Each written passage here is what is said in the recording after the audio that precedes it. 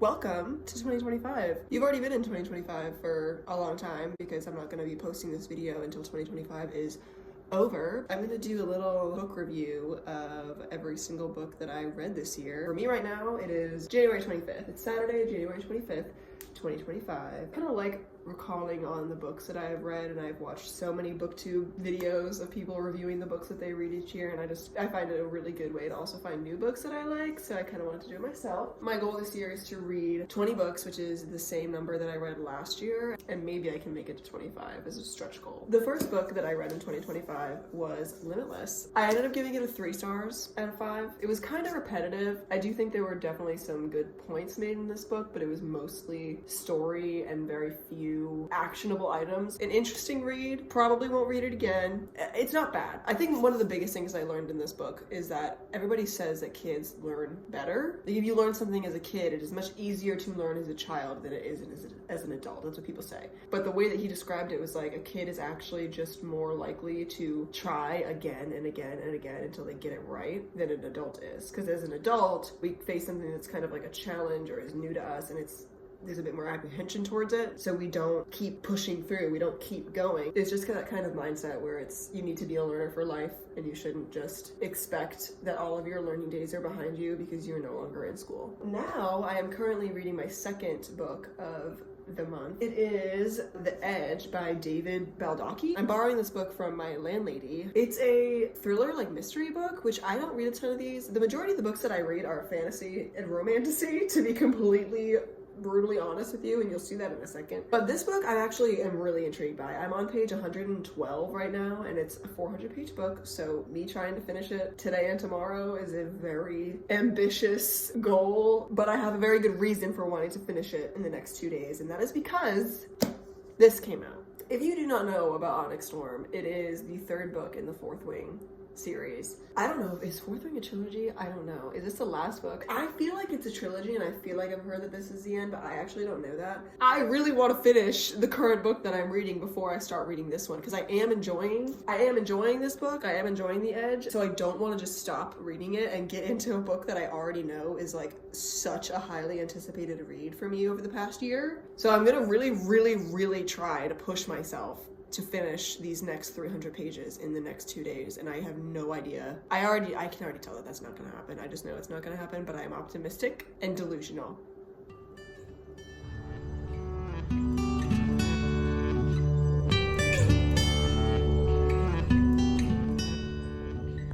Chilly. It's actually not super cold, but it's kind of chilly. I just reached page 270.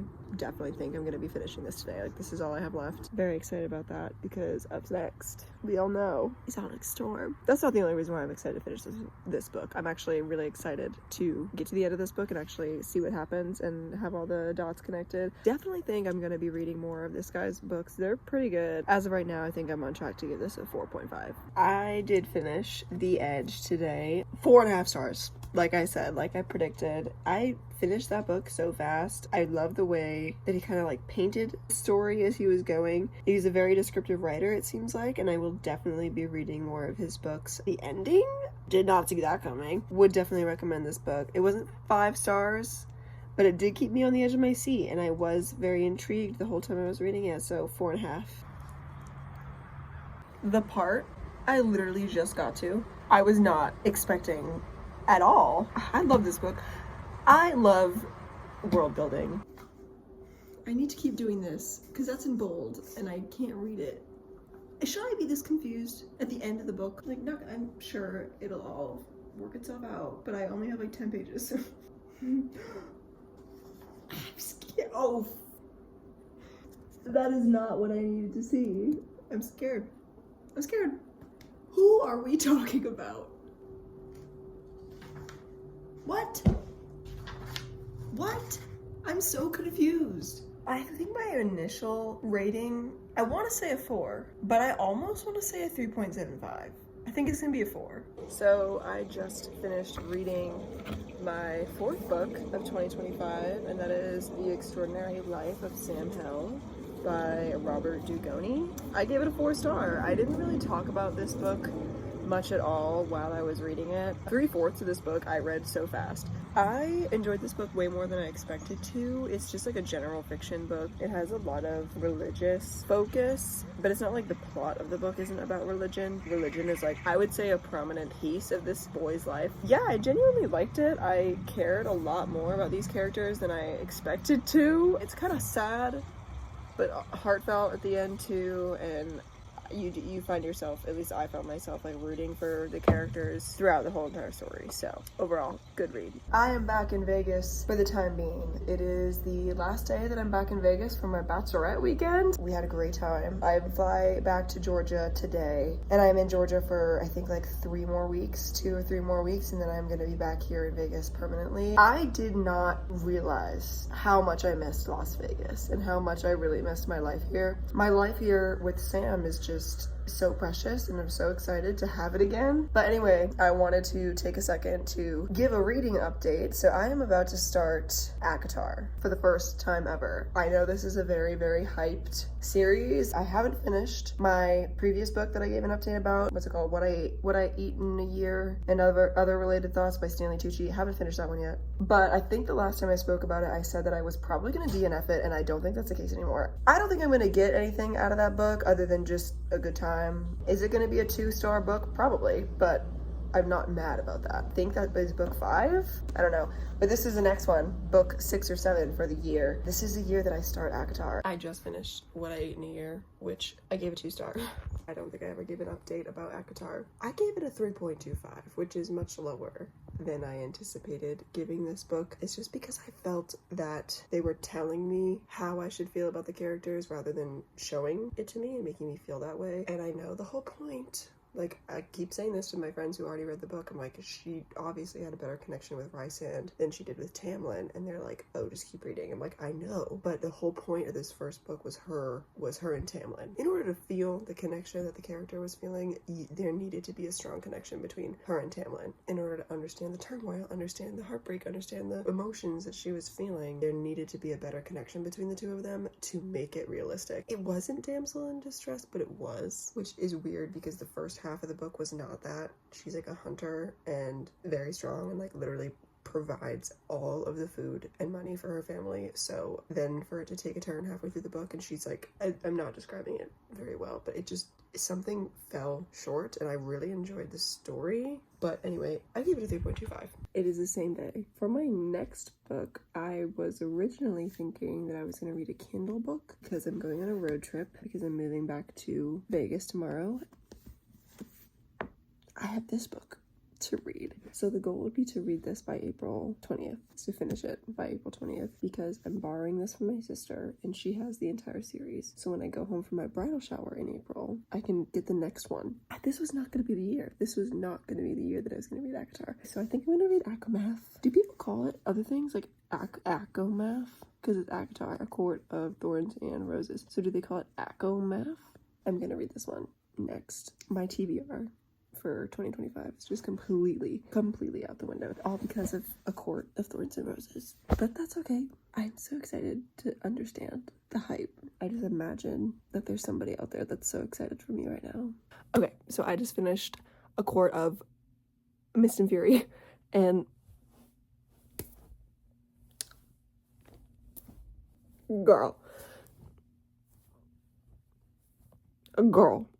5 stars. 5 stars. That's all I have to say. I mean, I probably would have more to say, but without spoiling it, like 5 stars. 5 whole 5 stars. 5 stars. Yeah. So next up in the roundup is obviously ACOWAR. Also, I'm home in Massachusetts. This video takes place in so many locations, but I'm home. And these books I'm borrowing from my sister, so that was perfect because I just finished it. I'm literally leaving to fly back to Vegas today. I'm so excited. It's so good. It's so good. 5 stars. I finished A Court of Wings and Ruin. It was so good. This book is the third book in the ACOTAR series, if you did not know. I'm between giving this book a 5-star versus a 4.75. I feel like it's a 5-star, but I did like the second book, A Court of Mist and Fury, more. I think I'm gonna give this one a 4.75. I absolutely loved it though. I am genuinely curious if this series, if the ACOTAR series was meant to be a trilogy, like originally. If this book was the last book, I would be so satisfied. It has such a well-rounded ending. I feel like this could have very easily been a trilogy fantasy series and it would have been well done. Well done. And maybe that's why like book 4 is the Christmas special, you know. To talk about my next book for 2025, I was not planning on reading this book, but I was talking to Sam, my fiance. We do not read the same vibes. Let me give you an example. So while I am literally reading ACOTAR, Sam is over there reading this. These are not the same vibe at all. And that's okay. Like, that's perfectly fine. He's actually very excited about this book. So this book is called 1491 New Revelations of the Americas Before Columbus. Usually he reads books about planes or war. I mean, I'm reading books about war too. The moral of the story is that he said I should read one of his books next, and I'm like, okay. And he said that I should read this one, Left for Dead by Eric J. Dolan, because it is actually a true story, but it sounds like it's made up. So basically it's about shipwreck, treachery, and survival at the edge of the world. It is a tale involving a shipwreck, British Americans meeting under the most stressful circumstances in a time of war, kindness and compassion, drunkenness, the birth of a child, treachery, greed, lying, a hostile takeover, an improbable rescue mission in a rickety ship, and legal battles over a dubious and disgraceful wartime prize. So that's my next read. I'm actually kind of excited for it. It is nonfiction. I am on page like almost 200, I think I'm like 190 something, of this book, Left for Dead. It is so good. I am so shocked at how much I'm actually liking this book. And not that I'm shocked, that's probably not the right word to use. I'm just pleasantly surprised. Like, Sam told me that it was a pretty good book and he thought that I would like it and that it's written like a fictional story, even though it's completely true. And I believed him, but I think it's just kind of blowing my mind. When I tell you that I was reading this the other night and my jaw dropped. It was on the floor. I finished Left for Dead 2 days ago, I think, and I ended up giving it 3.75 stars because I really actually did enjoy this a lot more than I anticipated. This book had me shook. There were a few moments where my jaw was on the floor. I was genuinely, at one point, Sam and I were reading together before bed. He was trying to fall asleep and I was still reading, and I got to the first like shocking point of the story and I turned to him, I was like, and he was asleep. I was like, I can't talk to you about it because you're sleeping. But yeah, so that was Left for Dead. I was very happy that I read this, and I think this was my 9th book, and we're halfway through the year almost. So for my next read, I really want to read a book on my Kindle. I have the Book of Doors on my Kindle also, which I think there's some magical elements in that book. Debut novel full of magic, adventure, and romance, the Book of Doors opens up a thrilling world of contemporary fantasy for readers of the Midnight Library. I have that. The Invisible Life of Adelie LaRue, I don't have that. The Night Circus, and any modern story that mixes the wonder of the unknown with just a tinge of darkness. Any door is every door, you just need to know how to open them. Ooh. Now Cassie's being hunted by those few who know of the special books. Interesting. I do have the Midnight Library, which I would love to read, and I have Magic Hour by Kristen Hanna. Guys, the floppiness of this book, that was a real-time reaction. I just love. Maybe I should read the backs of the book and figure out what I want to read. So I read the Book of Doors, I read that synopsis. Let's read what Magic Hour is about, and let's read what Midnight Library is about, and I will get back to you when I've made a decision. Okay, I read them both, and I don't really think it helps my decision. Maybe I'll start the Book of Doors today. See how far I get before I go home, and if I get pretty far, then I will bring the Midnight Library with me as well. This book just took a turn. I was not expecting that whatsoever. I did not see that coming, and I feel like I should have. But I just didn't, and I don't think other people would have either. I wonder really what I'm gonna rate this book, because it didn't really feel like a 4-star. I was enjoying it, but I wasn't loving it. So I was thinking probably not a 4-star, but it doesn't feel like a 3-star either. It's like a 3.5 doesn't even sound like it would do it justice. But now, after this chapter, I'm like, oh. I'm just realizing now that I never gave an update on the Book of Doors, or a recap on the Book of Doors, I should say. I ended up giving it a 3.5. I did enjoy it, however, I felt as if it could have been so much better. I just really wished for more depth of the characters and their relationships. I really enjoyed the plot. I thought it was very interesting. I didn't love the kind of like realization thing at the end in terms of like where the books come from. I didn't love that. It didn't fit the story to me. It was still a good read. I still enjoyed it. And now I'm reading Babel, which has been on my TBR for a very long time. It's on my Kindle. I'm about like 60-ish% of the way through, so I've been reading Babel for a little while now, and it's really good. It took a turn. I finished Babel yesterday. I ended up giving it 4.25 stars. It was really intriguing, really made you think. I don't even know how to put my thoughts into words, to be completely honest. I really enjoyed it, especially towards the end. I actually started to feel a lot of like emotion for these characters. Just seeing everything that they go through together, and then kind of where they all end up at the end, it's so emotional, and it's a little heartbreaking, and it's just really raw. It's just really interesting kind of seeing how all of their dynamics come together and how it all unfolds at the end. I didn't think it was predictable at all, but once you read it, it almost seems inevitable. It's much heavier than I expected. I would definitely recommend it. The story itself is fiction, but I think it's based on a lot of fact, and it's just really interesting having those footnotes in there, because I think it's drawing on a lot of true historical events of the past. It's twisting it to better explain the story that's going on, and I just really enjoyed the use of footnotes throughout this book. I would definitely recommend it. 4.25 stars. I don't know where I last left off with my 2025 reading update, like books I read this year. I think I have 4 books to update you on. A Court of Frost and Starlight. I made my way through ACOTAR. I finished it now. Court of Frost and Starlight and A Court of Silver Flames. I'll talk about these ones together.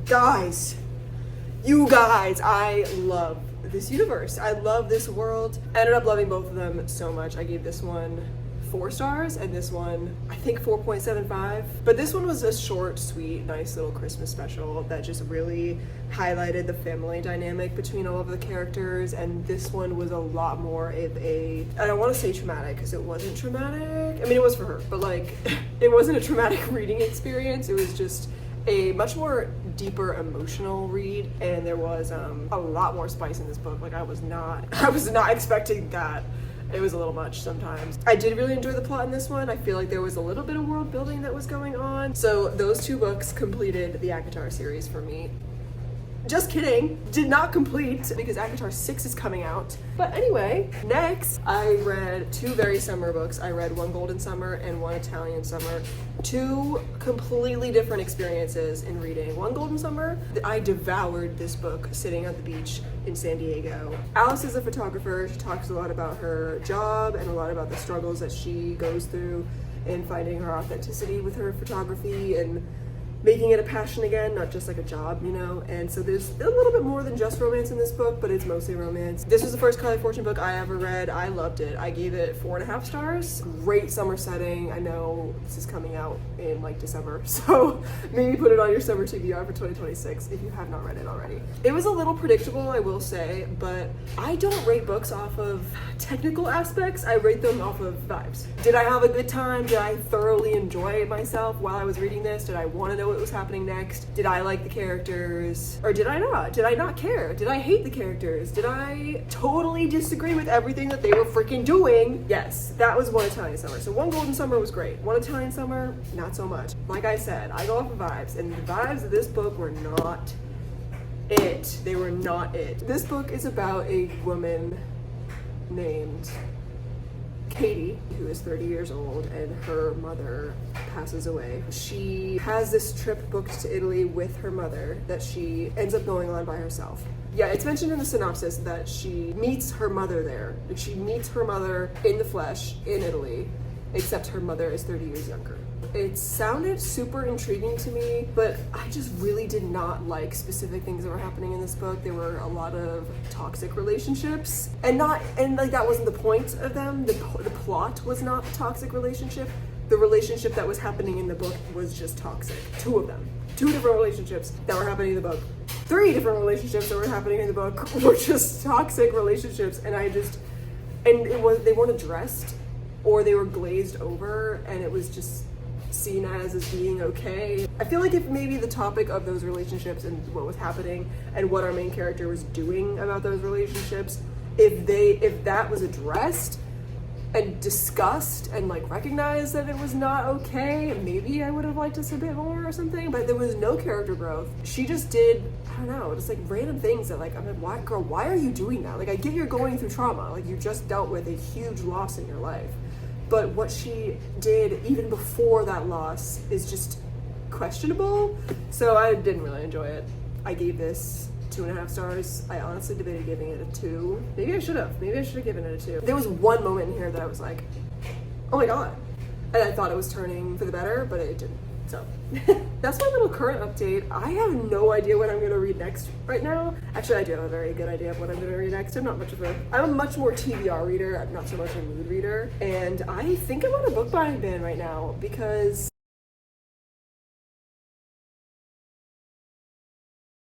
oh, that's a lie. I really want to buy Crescent City. Okay, whatever. Maybe I'm not on a book buying ban. I'm not gonna hold myself to it. But next up, I think I'm either gonna read, on my September TBR, I have Liquid, a love story, and The Midnight Library. I think one of my next reads will be one of those 2.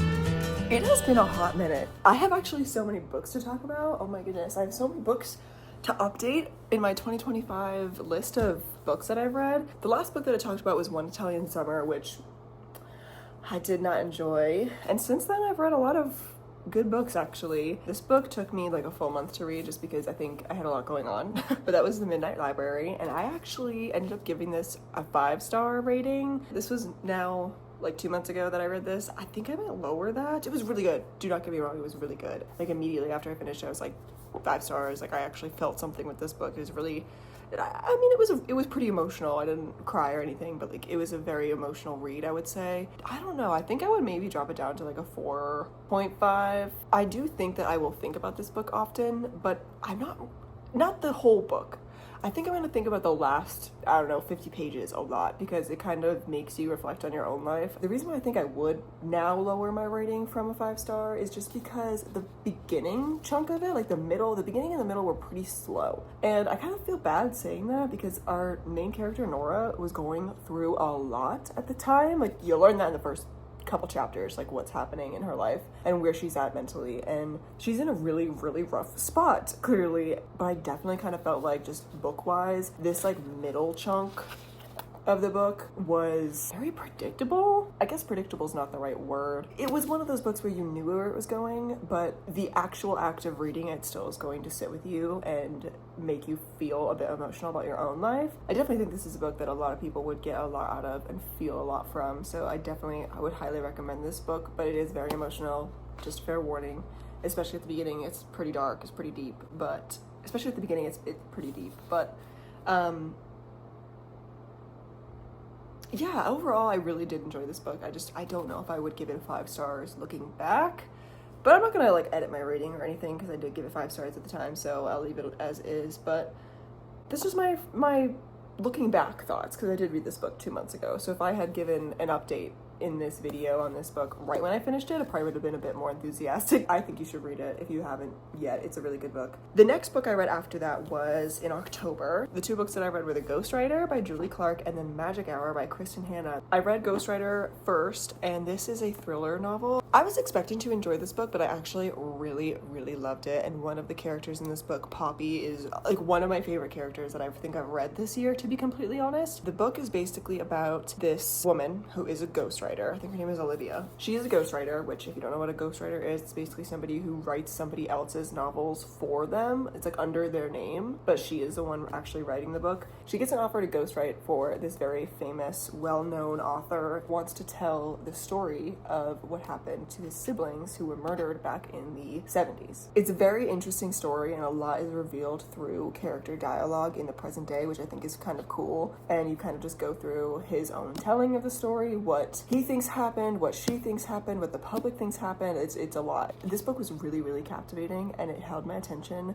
through so much of it. At some parts it was a little bit slow, but it was slow in the sense that you just wanted to know, like you just wanted to get to the big key plot points and you just wanted to know what happened. Definitely would highly recommend this book. I really enjoyed it. I think I gave it a 4.25 star rating. And like I said, the next book that I read in October was Kristen Hanna's The Magic Hour. This is one of her older books. I'm reading The Nightingale, like currently, spoiler. I really did enjoy this book. I think I gave it a flat 3 star, which is kind of weird because thinking back, there's a different book that I read that I gave a 3.25, which I'm going to talk about next. But I feel like I like this book more. Anyway, I did really enjoy it. There's a little bit of like mystery thrown in there. Essentially what happens is this psychiatrist has this scandal happen to her at work, and she kind of gets like exiled from her practice as a psychiatrist. She goes to visit her sister up in the Pacific Northwest. I think they're up in Washington. Her sister is a police chief of their hometown, and it's one of those small towns where like everybody knows everybody and gossip gets around super fast. So she goes and helps with this case that her sister, the police chief, is dealing with. And this case is this like unknown, unnamed 6-year-old girl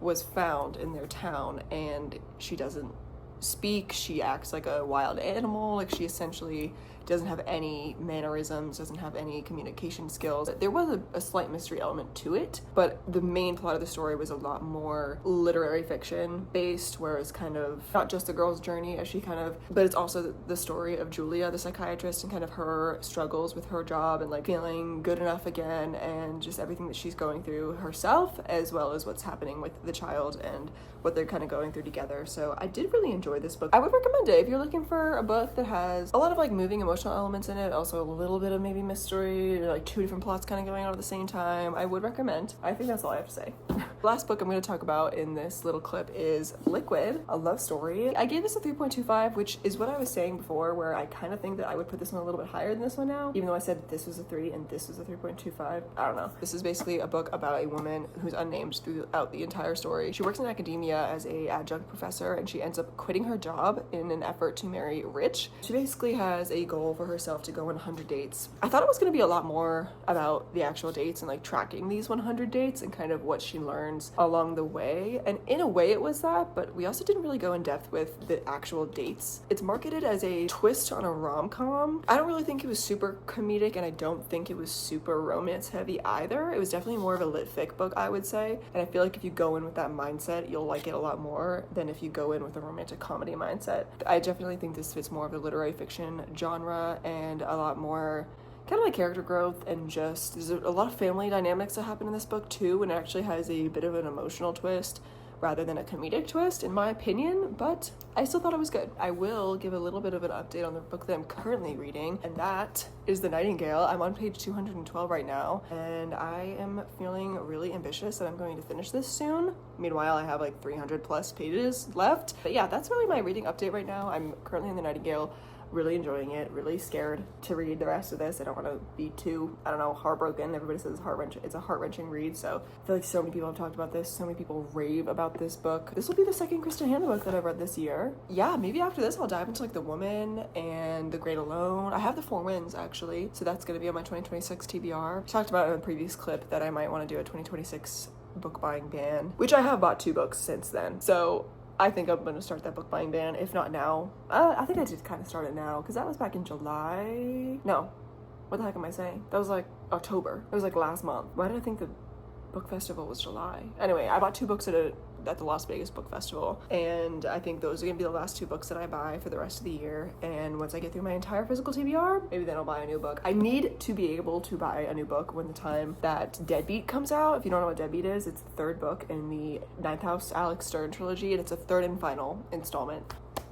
I am so excited for that book. I'm not ready though. I need to reread Ninth House and Hellbent to prepare for that though, so I'm gonna have to make sure that I give myself time to reread those before the new one comes out, because you know that I'm buying that as soon as it comes out. I really hope it comes out on paperback, because I've been wanting to buy the paperback Hellbent for so I do this every single time. I try to end the video and then I end up rambling. This is not what this is about. Anyway, this book is definitely worth all of the hype that it gets. I'm really, really, really wanting to finish it today. I don't think that's gonna happen, but we're leaving for Italy tomorrow. I really wanted to finish this before we left, but I don't think I will. But if I bring it with me, I'm gonna finish it in like the first hour of the flight. And then I'm just gonna have like a giant book with me in my luggage, which is fine. But it's so good. It's so good. Okay, it has been a hot minute since I have given an update. I don't even know what I talked about last. I don't even know what clip I filmed last. I may have already introed this book. I'm not sure. But this is essentially, if you don't know what this book is, it is a historical fiction set in World War II, and it follows these two different sisters, and it goes back and forth between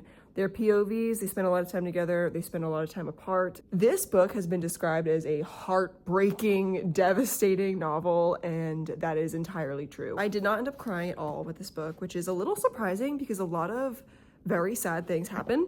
I mean, it's a World War II historical fiction. Like, most of the books that are written in that time period have a very sad plot. Obviously, I do still think it was heartbreaking and devastating. Like, this was a very, very emotional book, and I really enjoyed reading it. You feel really connected to these characters. With that being said, I think because of my high expectations going into it, I didn't give it a 5-star. I gave it a 4.75. So it is very, very close. This is a fantastic book. Again, I rated it 4.75 stars. I feel like I'm not speaking highly enough to it because this is fantastic. I would recommend it to anybody who enjoys historical fiction. I feel like this is a very, very well-known book already. So saying that I'd recommend it is kind of just like, well, duh, everybody recommends this book. But anyways, that was a very successful read for me. Definitely one of my favorites of the year so far. After I read this book, I went on to my Letter to the Luminous Deep. And this book kind of surprised me a little bit. So it is a fantasy, but I would classify it more of a cozy fantasy. There weren't any high stakes or wars happening or political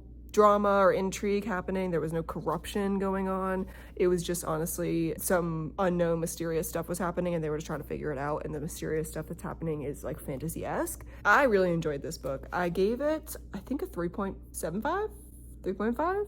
This book is told all through letters from the characters. So there's many characters in this book, and every single one of them, their points of view and their speaking is through a letter, which I thought was very interesting. I actually did see on Goodreads that a lot of people didn't like that it was all letters, and they got kind of bored and it got kind of stale for them, which I did kind of see towards the third quarter of the book. It was a little slow for the third quarter, which I usually feel like that's where a lot of things ramp up. But the last little bit of it, I was like, oh, I'm gonna read the next one, because apparently this is a sequel.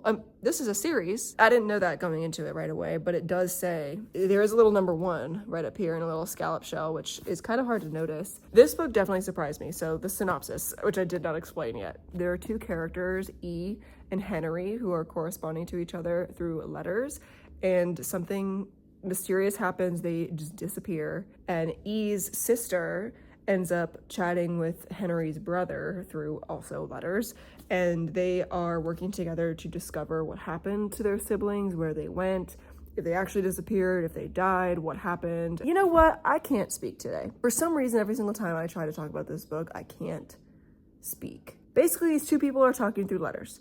They go missing, and their siblings are on a mission to find them, or just to figure out what happened to them. That's the synopsis of this book. And it takes place underwater. I didn't even say that. It takes place underwater, okay? I just rambled on and on about this book, and I don't think I said anything. I talked in circles, but long story short, I would recommend, if you're looking for a high-stakes fantasy, this is probably not the one to go with. But if you're looking for a cozy fantasy, just like a little light read, this is a very unique read, and I would recommend. I will be reading book 2, especially because the ending was very interesting. Merry Christmas! Look at this. It's not the most aesthetic background, considering I have my vacuum cleaner right here and my dryer's going, so it might be loud. I apologize.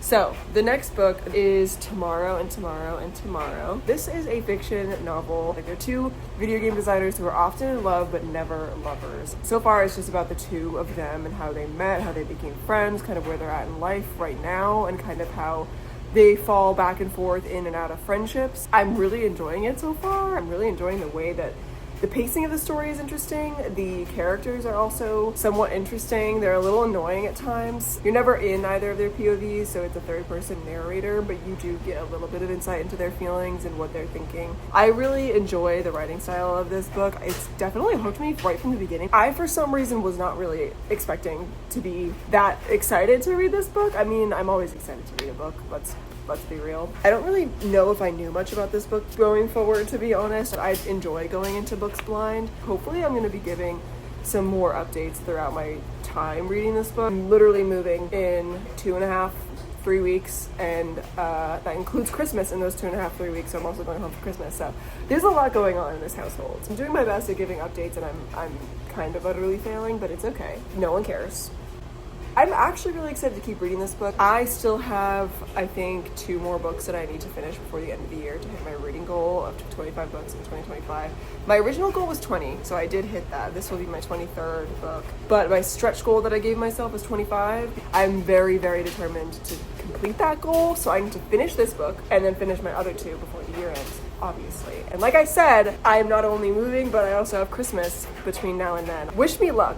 Anyway, I've yapped for long enough. I'm very, very excited to get into the rest of this book. I'm hoping to read some more this weekend. I have a friend visiting this weekend, and then next weekend we're going somewhere, and then working, but I could go on. Hopefully the next clip is me reading the book and giving you a reading update. Welcome to the jungle, essentially. We got plastic wrap and tape. That's literally what I did. That is how I'm wrapping these things up. Because what else am I supposed to do? I can't put these in a box. I can't ship them. Well, I could, maybe. Well, this one's on a table, so that's not fair. But this one's not. That's almost as tall as me. That's crazy.